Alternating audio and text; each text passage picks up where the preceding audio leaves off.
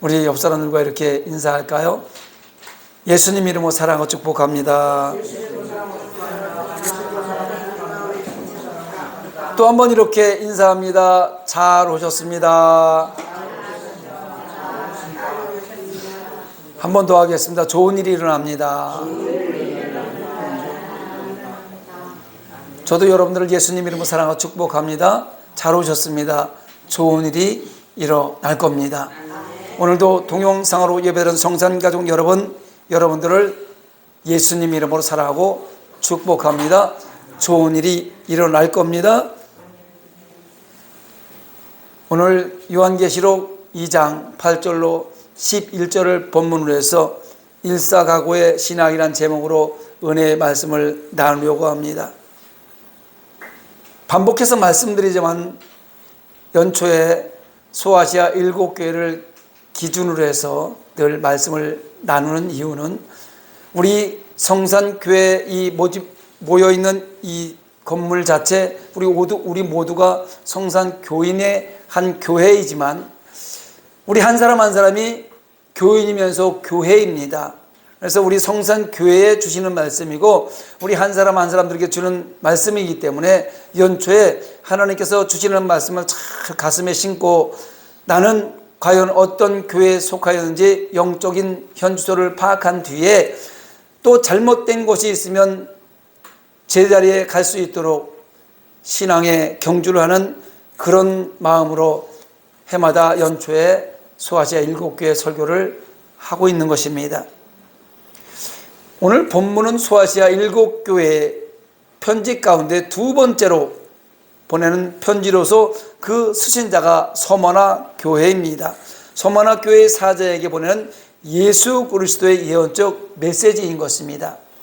이 소아시아 7교회에 보내는 편지는 시간을 두고 역사적인 어떤 흐름에 의해서 시간 편차를 두고 보내는 것이 아니라 동시에 보내는 거예요. 같은 시간대에 같은 역사의 시간에 보내는 거라고 보시면 되겠습니다. 다시 말하면 소아시아 7교회는 현존하는 교회들의 모형이고 이때 당시에 소아시아 7교회에 있었던 모든 일들이 현재 우리 지구상에 존재하는 교회들의 모습과 같은 모습입니다. 자, 서머나 도시는 소아시아 7도시 에베소, 서머나, 버가모, 두아디라, 사데, 빌라델비아, 라오디게아 이 7도시 중에 유일하게 지금 현존하고 있는 도시가 서머나 도시예요. 지금도 서머나 도시는 그 이름을 이즈미르라고 합니다. 이즈미르라고 하고 그 당시 소아시아의 수도였던 보가모와 함께 번영을 누렸던 항구 도시예요. 엄청 큰 도시입니다. 지금도 튀르키예, 터키죠. 옛날 터키. 거기서 세 번째로 큰 도시가 서머나 도시입니다. 당시에는 번성하고 풍요롭게 사는 도시들은요 대개 우상 숭배와 함께 로마 황제 숭배가 성행했습니다. 서머나도 예외가 아니었지요. 당시 서머나 교회 초대교회 그리스도인들이 신앙생활을 하는 데 있어서 그 무엇보다 제일 큰 위협이 되었던 것들이 유대인들이에요. 유대인들이 AD 70년 로마 디도 장군에 의해 예루살렘이 멸망하자 대거 이주를 했는데 서머나 도시로 이주를 한 거예요. 그래서 서머나 교회는요 황제 숭배를 강요하는 동시에 로마 그 정부의 세력은 황제만 숭배하게 돼 있어요. 또 율법주의의 기치 아래 교회를 박해하는 유대인들이라는 커다란 두 세력으로부터 정치나 종교나 사회 문화 경제적으로 심한 박해를 받고 있었던 도시가 서머나 도시고 서머나 교회의 모습입니다. 아니 같은 민족이 같은 민족을 박해하는 거예요. 그러나 서머나 교회의 그리스도인들은요 그 극심한 박해 속에서도 비록 몸은 가난하고 고통스러울지라도 신앙은만은 굳게 지킴으로써 영적 부유함을 누리고 있었다고 성경은 기록하고 있습니다. 극심한 박해 속에서 그리스도를 향한 신앙의 절개를 지켜나가고 있는 서머나 교인들을 향해서 예수님은 칭찬을 아끼지 않습니다. 그리고 지금의 고난보다 더 큰 고난이 올 것인데 그것까지도 참으면서 죽도록 충성하면 생명의 면류관을 주시고 둘째 사망의 해를 받지 않을 것이라고 격려를 하면서 힘을 불어 넣어 주시고 계십니다. 특별히 서머나 교회는요, 소아시아 7교회 가운데 빌라델비아 교회와 함께 칭찬만 드는 교회입니다. 끝까지 말씀을 붙잡고 신앙의 정조를 지킨 신실한 교회로 그 이름을 남겼습니다. 다시 한번 말씀드립니다. 소아시아 7교회는 칭찬만 듣는 교회가 2개 교회가 있어요. 서머나 교회와 빌라델비아 교회가 있고, 책망만 받는 교회가 2개 있습니다. 사대교회와 라우디게아 교회가 있습니다.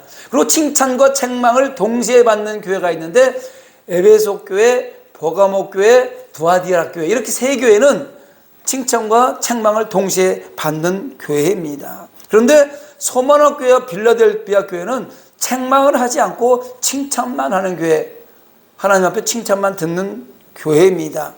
자, 오늘 살아가는 성도인 우리는요, 서머나 교회에 말씀하시는 예수님의 깊은 뜻을 한번 생각해 보면서 본문을 통해서 몇 가지 영적 교훈을 얻기를 원합니다. 첫째, 일사각오의 신앙으로 믿음이 견고한 성도는요, 환경이나 상황을 탓하지 않습니다.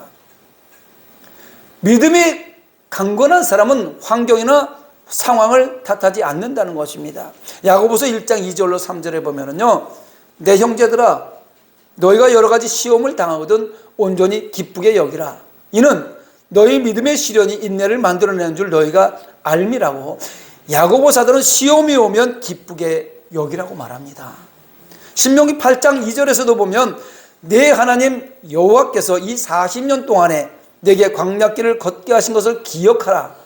이는 너를 낮추시며 너를 시험하사 내 마음이 어떠한지 그 명령을 지키는지 지키지 않는지 알려 하심이라. 아멘. 여기서 시험을 당하거든 또 시험하사, 이 시험이라는 단어의 원어는요, 히브리어로는 나사라고 하는데 헬라어로는 페이라조라고 해요. 페이라조라고 하는데 이 뜻은 모험하다, 증명하다, 훈련하다, 자세히 조사하다, 이런 뜻이에요. 따라서 페이라조의 그 시험하다 이 뜻은 나 스스로가 얼마나 역량과 능력이 있는지 스스로 입증해 보려고 해보고 싶은 사람들, 그런 사람들이 걸려들기 좋은 유혹이에요. 내가 믿음이 이 정도 되는데, 내가 이 정도 역량을 가지고 있는데, 이러면서 스스로 하나님 앞에서 자기를 드러내보고 싶은 사람들이 걸려들기 좋은 유혹이 페이라조의 시험인 것입니다. 교만한 사람들이 자기 스스로 얼마나 높은지 하나님과 한번 대적해 입증해 보려 했던 사단의 시험이 페이라조 시험이라고 하는 거예요. 성경은 우리에게 세상을 사는 것이 끝없이 허상을 쫓아가는 것에 불과하다고 말씀합니다. 고린도후서 4장 18절에 보면요, 우리가 주목하는 것은 보이는 것이 아니요 보이지 않는 것이니 보이는 것은 잠깐이요 보이지 않는 것은 영원함이라.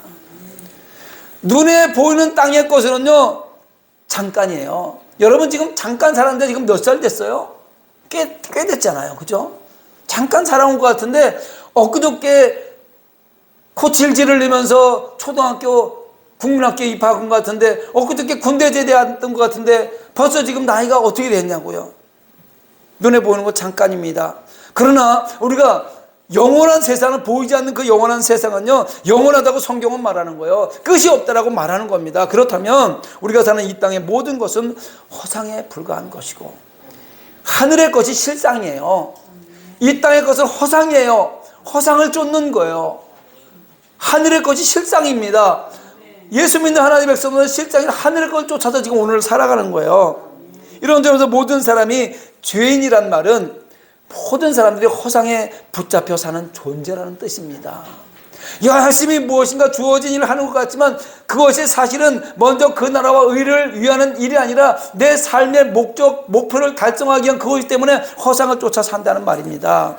그래서 이 모든 것들, 하나님의 섭리 안에 이루어져 나가는 모든 것들이 인간들의 사고, 인간의 학문이나 고도의 과학 같은 인간의 체계 안에서는 밝혀질 수가 없어요. 세상이 우주 삼라만상이 돌아가는 모든 것들을요 과학적으로 밝혀질 수 없어요. 우리 인간이 아무리 실력 있고 많이 배워도 이 모든 우주 삼라만상이 이렇게 돌아가는 것을 밝혀낼 수가 없다는 말입니다. 다시 말해서 이 땅의 것으로는 보이지 않는 하나님 나라의 실상이, 하나님 나라의 진실이, 하나님 나라의 뜻이 제대로 드러날 수 없다는 말입니다. 왜냐하면 이 땅은 온통 죄악으로 오염되어 있기 때문에 그렇습니다. 우리 여기 왜 왔어요? 죄인이어서 온 겁니다. 죄 없는 사람은 하나님께서 안 불러요. 죄가 있어서 죄 있는 사람을 불러서 그 죄를 말씀으로 씻어서 의인으로 만들기 위해서 불러주신 거예요. 할렐루야. 이 땅이 죄로 오염되어졌다는 것은요, 더럽혀졌거나 흠집난 정도가 아니고 아예 죄에 의하여 죄로 만들어진 존재가 바로 선악과 성품을 지고 있는 저 여러분들의 모습이라는 겁니다. 그렇기 때문에 외부에서 누군가 하늘의 실상을 알려주지 않으면 우리는 그저 일생을 허상 가운데 아무것도 알 수 없는 존재로 살다가 죽어버리고 마는 존재인 것입니다. 그러면 하늘에서 오신 분이 실상을 드러내 주셔야 우리는 제대로 알 수 있게 되는데, 그래서 하나님께서 언약의 말씀을 주신 거예요. 계시록 1장 1절에 보면요, 예수 그리스도의 계시라 이렇게 시작합니다. 이게 무슨 뜻이냐면 열려지지 않는 묵시의 세계가 예수 그리스도가 오셔서 십자가 사건을 말미암아 온전히 성취되어 이제 다 열렸다 이 뜻이에요. 예수 그리스도의 십자가 사건 이전에는요 다 묵시로 감춰져 있던 것이 예수님께 십자가 지시고 죽으셔서 사흘 만에 부활해서 오늘도 하늘 보좌 우편에 저와 여러분을 중보하시는 그 사건 이후로 모든 것이 열려졌다는 뜻입니다. 이런 점에서 오직 예수 그리스도만 실상입니다. 할렐루야. 예수님만 믿어야 천국 갈 수 있어요. 성경 많이 읽었다고 천국 가는 거 아닙니다. 교회 봉사 많이 한다고 천국 가는 거 아니에요. 헌금 많이 한다고 천국 가는 거 아닙니다. 여러분, 예수님을 바르게 알아야 천국 가는 거예요. 예수님 이름 외에는 구원받을 만한 이름을 준 적이 없다고 성경이 말하고 있어요. 성경은 창세기부터 요한계시록까지 예수님을 알려주기 위한 지침서예요. 그래서 예수님을 바르게 알아야 돼요. 그럼 누구 믿어야 천국 가요? 한번 따라합니다. 오직 예수. 예수님밖에 없습니다. 그렇다면 이제 언약의 당사자인 예수 그리스도를 어떻게 받아들이고 어떻게 믿고 어떻게 대우했느냐는 것이 심판하시는 기준이 되는 것입니다. 여러분, 지금 믿고 있는 예수님을 어떻게 믿고 그 예수님을 어떻게 대우했는지, 예수 믿는 사람의 삶이 어떻게 살았는지, 그것이 마지막에 열린 문 앞에서 심판대 앞에서 심판의 기준이 된다는 말입니다. 따라서 예수 그리스도를 통해서만 선악과의 실상이 밝혀지게 되는 것입니다. 예수 그리스도를 통해서 실상을 밝혀내기 위함의 첫 단계가 견고한 성도로서 환경이나 상황을 이기게 만드는 것인데, 그것이 하나님이 하나님의 백성을 단련해서 정금같이 만들기 위한 시험을 말하는 것입니다. 그래서 시험하는 거예요. 여러분, 때로는 우리가 감당할 수 없는 시험을 줬을 때 그것을 왜 주냐면 이거는 도키마조의 시험이라는데 하나님이 주시는 시험인데, 이 시험을 통해서 한 단계 더 업그레이드 시키기 위해서, 신앙을 한 단계 더 올리기 위해서 주시는 시험이에요.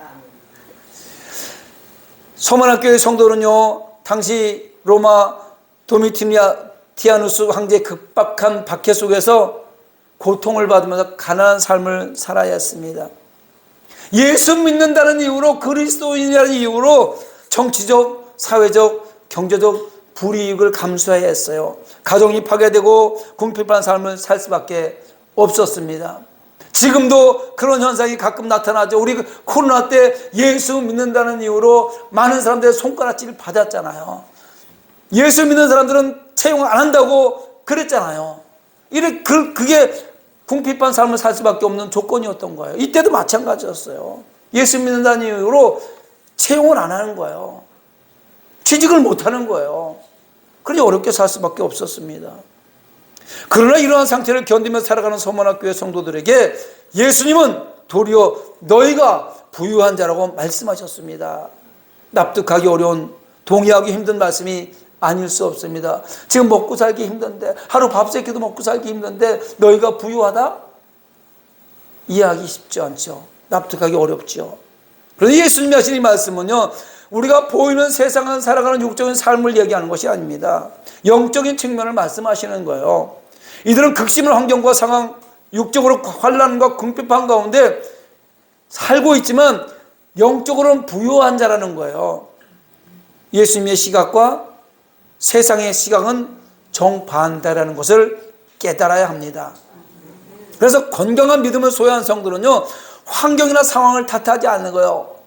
지금 내 상황이 이래서 교회 못 가, 내 상황이 이래서 예배 못 드려, 이런 거 탓하지 않는 거예요.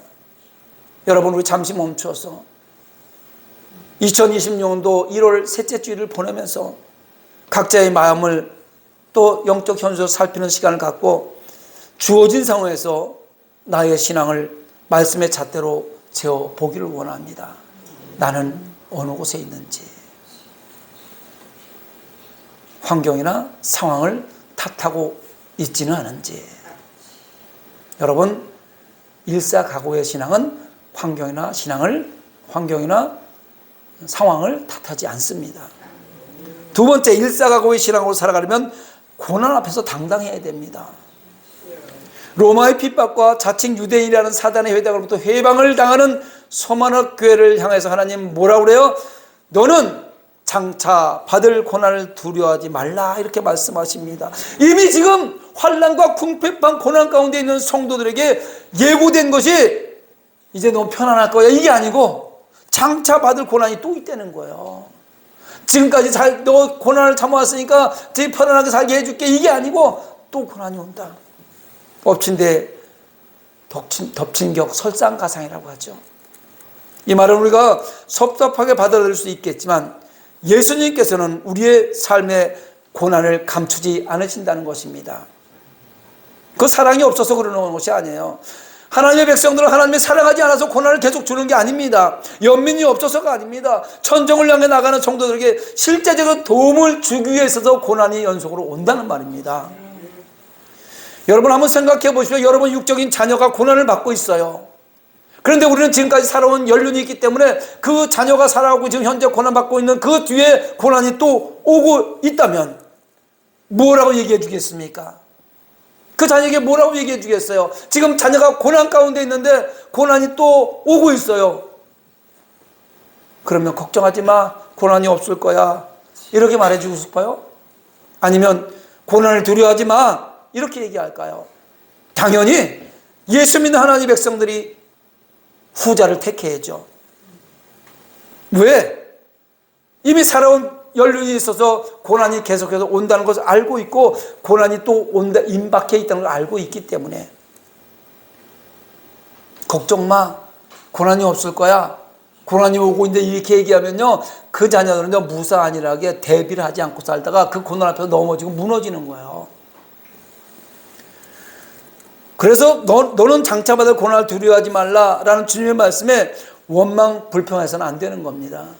지금 여러분 고난 가운데 있는데 그거보다 더 큰 고난이 올 거야.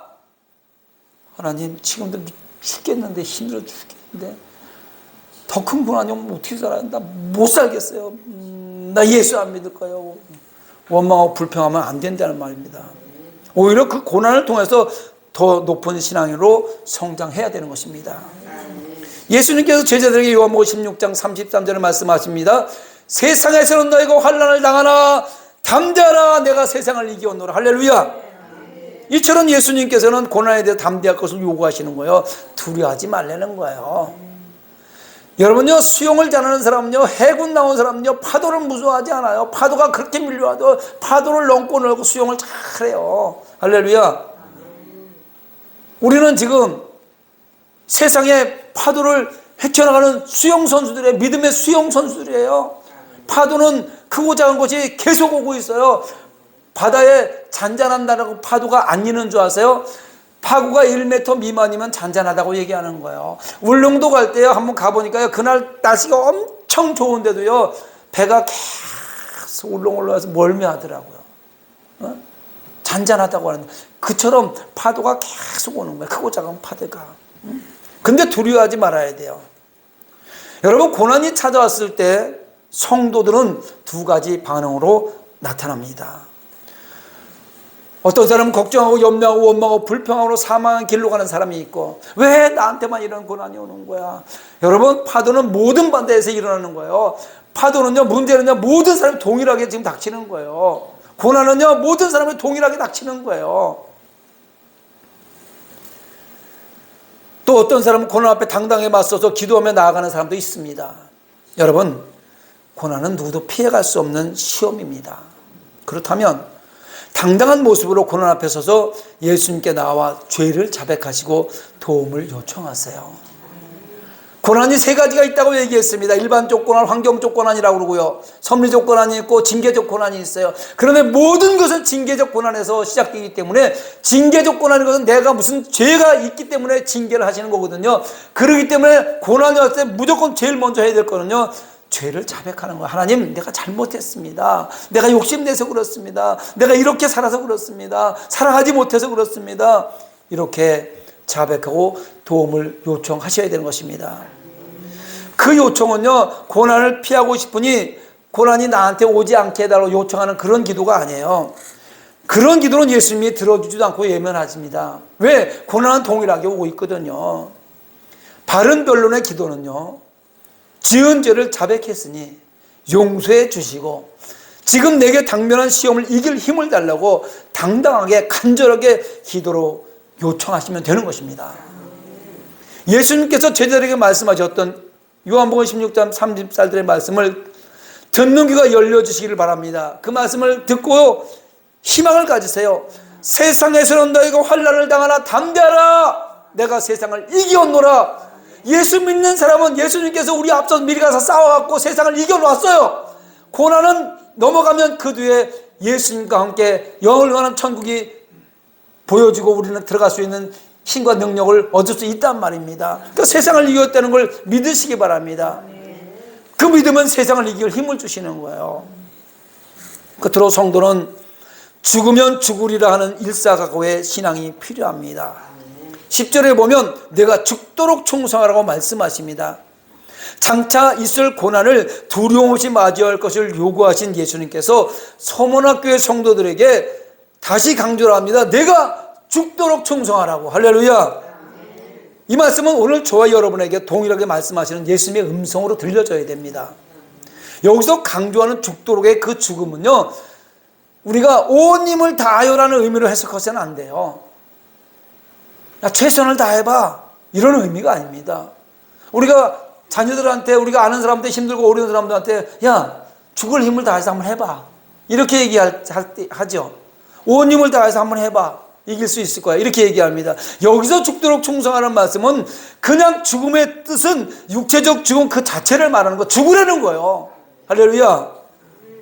당시 로마 제국의 박해를 받고 있는 성도가 신앙을 지키는 것은요, 고통스럽고 힘든 상황을 이야기하는 것이 아니고 정말로 목숨을 담보로 해야 하는 현실을 표현하는 겁니다. 이때 당시에 예수 믿다가 걸리면 다 죽었어요. 그냥 사형당했어요.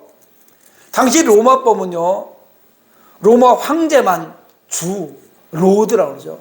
로마 황제만 주가 될 수 있었고, 나사렛 예수를 부르는 기독교인들은 범법자들이 되었습니다. 지금으로 말하면 저 38선 넘어 이북 땅 생각하시면 돼요. 북한에서는 김정은이만 주예요. 북한에서 예수 믿다 잡히면요, 교화형을 당하거나, 교화가 뭐예요? 끌려가서 노동하는 거예요. 그 빚 다 갚을, 아니면 사형당하는 거예요. 이때 당시가 그 당시예요.